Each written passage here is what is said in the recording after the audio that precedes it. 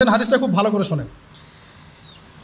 রাসূলুল্লাহ সাল্লাল্লাহু আলাইহি ওয়াসাল্লাম বলেছেন, যখন আমার উম্মত এই 15টা পাপে লিপ্ত হবে, এই 15টা পাপে লিপ্ত হবে, তখন তাদের উপরে আল্লাহর পক্ষ থেকে আযাব এবং গজব আসতে শুরু করবে। হাদিস আসলে অনেক আছে, কিন্তু সবগুলো বলার সময় থাকবে না, আমি মূল কয়েকটা বলছি, এগুলোর মধ্যে সব পড়ে যাবে ইনশাআল্লাহ। যখন আমার উম্মত এই 15টা কাজ করবে, তখন তাদের উপরে আল্লাহর পক্ষ থেকে আযাব এবং গজব অবধারিত আসবে। এক নাম্বার পাপ যখন এই উম্মতের মানুষ করবে, যখন তারা গনিমতের মালকে ব্যক্তিগত সম্পদ মনে করবে। গনিমতের মাল বোঝেন? রাষ্ট্রীয় সম্পদ, পাবলিক প্রপার্টি, এটাকে যখন মানুষ ব্যক্তিগত সম্পদ মনে করে ব্যবহার করা শুরু করবে। এটা কি মিল পাওয়া যায়? আচ্ছা।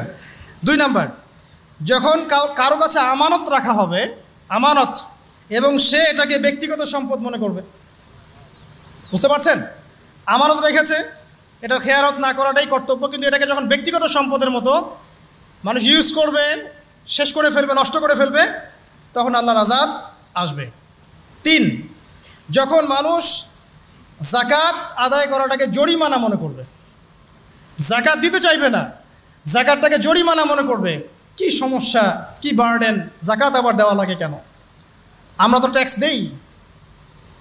যাকাতকে মানুষ জরিমানা মনে করবে। একটু চিন্তা করে দেখবেন যে বাংলাদেশে কত % মুসলিম নামাজ পড়ে আর কত % মুসলিম যাকাত দেয়। শুধু যাকাতের টাকাগুলো যদি আমরা একত্রিত করতে পারতাম, বড় বড় মেগা প্রজেক্ট করা সম্ভব ছিল, অনেক বড় বড় প্রজেক্ট করা সম্ভব ছিল, অনলি যাকাতের টাকা দিয়ে। আর যাকাতের টাকা এক বছরে শেষ হয়ে যায় না, পরের বছর আবার ঘুরে আসবে। ঠিক আছে, ইসলামিক ইকোনমিক্সের বেসই হলো যাকাত। এটা নিয়ে আমরা ইনশাল্লাহ আরেকদিন কথা বলবো। 4 নাম্বার, যখন স্বামী, সমাজের স্বামী যারা আছে, এরা স্ত্রীদের আঁচল ধরে থাকবে। বুঝতে পারছেন? স্বামী স্ত্রীর আঁচল ধরে থাকবে, মানে স্ত্রীর অনুগত, স্ত্রী যা বলবে তাই। আচ্ছা, গায়রত নাই, মানে স্বামী পুরুষত্বের গায়রত নাই। 5 নাম্বার, যখন সন্তান মায়ের অবাধ্য হয়ে স্ত্রীর খেদমত করা শুরু করবে। যখন সন্তান মাকে দেখবে না, স্ত্রীকে দেখবে। পাচ্ছেন মিল সমাজে? আচ্ছা। 6 নাম্বার, যখন বাবার পরিবর্তে, পিতা, বাবার পরিবর্তে মানুষ বন্ধুদেরকে সম্মান করা শুরু করবে। বাবাকে সম্মান করবে না, ফ্রেন্ড সার্কেলকে সম্মান করবে। সুবহানাল্লাহ। এরপরে আসেন 7, যখন, আমার কথা রাগ করেন না, এটা হাদিসে আছে, যখন সমাজের নিকৃষ্ট মানুষদেরকে নেতৃত্ব দেওয়া হবে। এটা হাদিসে আছে। সমাজের নিকৃষ্ট মানুষকে যখন নেতৃত্বের আসনে বসাবে মানুষ, তখন সমাজে আল্লাহর গজব আসবে। হাদিস তিরমিজি 2211 নম্বর। এরপরে 8, নবী সাল্লাল্লাহু আলাইহি ওয়াসাল্লাম বলছেন, যখন কোনো ব্যক্তিকে সম্মান করা হবে তার টর্চার থেকে বাঁচার জন্য। যখন কোনো মানুষের সম্মান করা হবে তার শাস্তি থেকে বাঁচার জন্য, মানে মানুষ মন থেকে সম্মান আসছে না, ভয়ে আপনি সম্মান পাচ্ছেন। এই অবস্থা যখন আসবে, তখন আল্লাহর আযাব আসবে।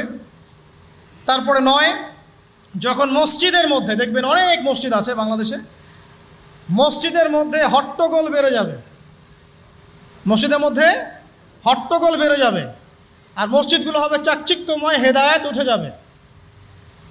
মসজিদ হবে চকচকা, তাজমহলের মতো এক একটা, কিন্তু হেদায়েত উঠে যাবে, মসজিদে হট্টগোল বেড়ে যাবে। 11, যখন পুরুষেরা রেশমি কাপড় পরবে, পুরুষেরা সিল্কের রেশমি কাপড় পরবে। পুরুষের জন্য স্বর্ণ আর রেশমি কাপড় পরা হারাম, তো এখন পুরুষের অনেকে স্বর্ণ পরে, রেশমি কাপড়ও পরে, এটা মহিলাদের জন্য জায়েজ। এরপরে 12, যখন প্রকাশ্যে মদ্যপান করা হবে, আর মদ্যপানের মধ্যে ভাই সিগারেটও পড়ে, আপনার গাঁজা, ইয়াবা সবই পড়ে। যারা প্রশাসনে আছে, আমাদের এখানে অনেক ভাই প্রশাসনে আছে, তারা জানে যে মাদকদ্রব্য নিয়ন্ত্রণ করতে তাদেরকে কত হ্যাসেল পোহাতে হয়। আর এমন এমন কেস আসে যে মানুষ আপনি কল্পনা করতে পারবেন না। যে আমি একবার বলেছিলাম যে এমন একটা যুগে আমরা বাস করছি যে এমন পাপ মানুষ করছে এখন, যা না কোনো চোখ দেখেছে, না কোনো কান শুনেছে, না কোনো মন কল্পনা করেছে, এমন পাপ করছে মানুষ। যখন প্রকাশ্যে মদ্যপান করা হবে, এবং লাস্টের দুইটা হচ্ছে 13, যখন বাদ্যযন্ত্রের সংখ্যা বেড়ে যাবে, বাদ্যযন্ত্রের চর্চা বেড়ে যাবে, এবং সর্বশেষ যখন গায়িকাদেরকে সম্মান করা হবে, এবং উম্মতের শেষের দিকের লোকেরা, মানে আমরা উম্মতের প্রথম দিকের লোকদেরকে গালিগালাজ করবে। বুঝতে পারলেন? যখন মাদকদ্রব্য প্রকাশ্যে পান করা হবে, যখন আপনার রেশমি কাপড় পুরুষেরা পরবে, যখন বাদ্যযন্ত্র তৈরি করা হবে, চর্চা করা হবে, এবং গায়িকাদেরকে সম্মান করা হবে, এবং যখন এই উম্মতের শেষের মানুষেরা উম্মতের প্রথম দিকের মানুষদেরকে গালিগালাজ করবে। সাহাবীরা কি জানতো, আয়েশা রাদিয়াল্লাহু আনহা চরিত্র অমুক ছিল, এই ছিল, সেই ছিল, ইত্যাদি। নাউযুবিল্লাহ। এই কথাগুলো এখন আসে না? এই হাদিসে যে 15টা পয়েন্ট আছে, আমি বেশি হাদিস আনি নাই, আমি নিজে পড়েছি সবগুলোই, কিন্তু আনিনি বেশি হাদিস, এতগুলো বলার সময় নাই। এই একটা হাদিস কি যথেষ্ট না? হাদিসের রাবি আলী রাদিয়াল্লাহু আনহু তিনি বলছেন, যখন এই আমলগুলো সমাজে বেশি বেশি চালু হয়ে যাবে, তখন কি হবে? নবী সাল্লাল্লাহু আলাইহি ওয়াসাল্লাম বলছেন যে তখন জমিনের মধ্যে আল্লাহর পক্ষ থেকে গজব আসবে। কি কি? 1 নাম্বার, প্রবল ঘূর্ণিঝড়, জলোচ্ছ্বাস। 2, আগুনও বর্ষণ হতে পারে, হাদিসে আসছে। 3, ভূমিকম্প হবে বেশি বেশি। 4, মানুষের আকৃতি পরিবর্তন হয়ে যাবে, মানুষের আকৃতি পরিবর্তন হয়ে যাবে। এই হাদিসটা আমি আপনাদের জন্য এনেছিলাম। এরপরে আসেন, আরেকটা হাদিস আছে, এইটাতে যাওয়ার আগে আমি কোরআনের একটা আয়াতে যাচ্ছি, সূরা রুমের 41 নম্বর আয়াত। আল্লাহ পাক এই আয়াতে বলছেন আযাব নাজিল হওয়ার একটা কারণ, যাহারাল ফাসাদু ফিল বাররি ওয়াল বাহরি বিমা কাসাবাত আইদিন নাস, এটা একটা কারণ। জলে এবং স্থলে যত বিপর্যয় ছড়িয়ে পড়েছে, এগুলো মানুষের হাতের কামাই। তার মানে যত ফাসাদ ছড়াবে সব কিছুই আল্লাহর পক্ষ থেকে নয়, এখানে মানুষেরও হাতের কামাই থাকবে। এখন আপনি দেখেন, পরিবেশ দূষণ করছে কারা? মানুষ। বনভূমি উজাড় করছে কারা? মানুষ। এই যে কার্বন মনোক্সাইডের পরিমাণ বাড়ছে বাতাসে, এগুলো কারা বাড়াচ্ছে? জিন, মানুষ। অর্থনীতির মধ্যে ফাসাদ কে করছে?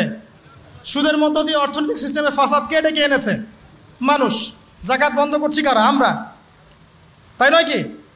আপনি দেখেন সোশ্যালি যে সমস্যাগুলো হচ্ছে, এই যে জমি নিয়ে সমস্যা, আত্মীয়তার বন্ধন নিয়ে সমস্যা, টাকা পয়সার সমস্যা, পদের লড়াই, ক্ষমতার লড়াই, কারা করছে এগুলা? জিন শয়তান, মানুষ। এটা হচ্ছে কোরআনের এই আয়াতের ব্যাখ্যা, যে জলে এবং স্থলে যত বিপর্যয়, এগুলো মানুষের হাতের কামাই। তার মানে মানুষেরও এখানে প্রচণ্ড রকম দোষ আছে, অন্যথা আল্লাহ পাক তো আর এখানে এমনি এমনি গজব পাঠাতেন না।